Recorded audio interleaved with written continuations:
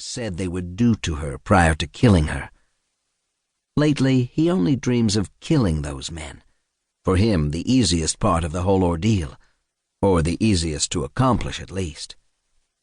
Sometimes, though, he dreams of fleeing for the border with Haley, the days it took them to reach it, the fact that they had barely made it out of that forsaken country with their lives. He has come to consider the memories of Thailand nothing more than a virus he has carried back with him and has yet to shake. Maybe the infrequency of his dreams means his body is at last purging itself. Maybe one day he'll wake up and realize he hasn't dreamed that dream in a long time, and maybe never will again. Haley's hand rests on his bare chest. He can tell by the lightness of her touch and the way her fingers are curled that sleep is close to reclaiming her. He hopes it will do the same for him soon enough. His eyes have grown accustomed to the dark, and he can see the tattoo that covers her right arm like a sleeve. One of the men had threatened to take her arm as his trophy. Johnny had gone after him first, breaking the man's neck and feeling his body, pressed against his own, go instantly limp. Johnny pushes all that from his mind now. We are our thoughts. Isn't that what the Buddha tells us? His heart is steadier now. He is calmer, and he wants to remain that way. He proceeds to count his breaths, just as Haley had taught him to do. As a one-time soldier, he'd endured some of the toughest training a man could, and yet meditating is easily the hardest thing he has ever attempted. It feels a little beyond him right now, so he listens instead to the ticking clock and focuses on the smell of Haley's hair. These are the things that matter, he tells himself.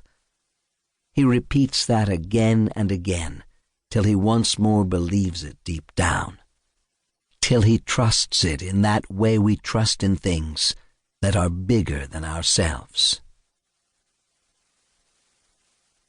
All war is deception.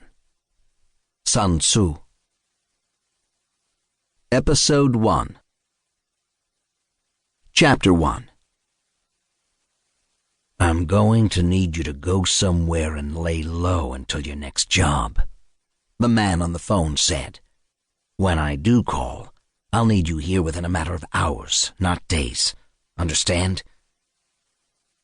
Vitali, sitting on the edge of a worn mattress in a motel outside Boston, answered that he did. He knew very little about the man who employed him, a disadvantage, considering that the man knew more or less everything about him.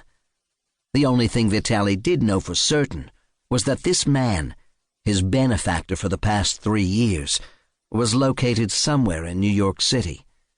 So the comment about being there within a matter of hours and not days meant that wherever Vitali did go to lay low and wait, it couldn't be too far from this part of the country.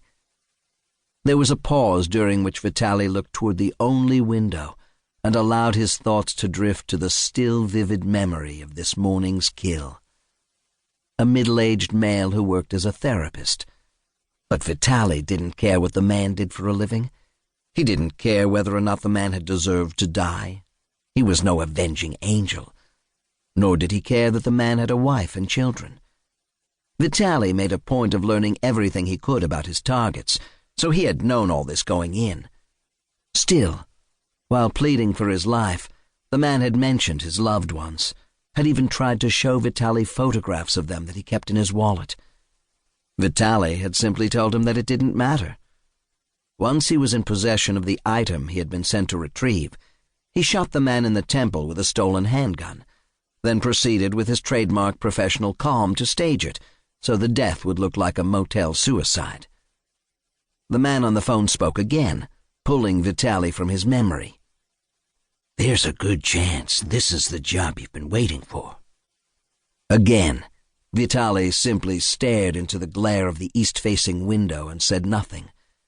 The steady sounds of speeding trucks and cars coming from the highway just beyond were a white noise he found pleasing.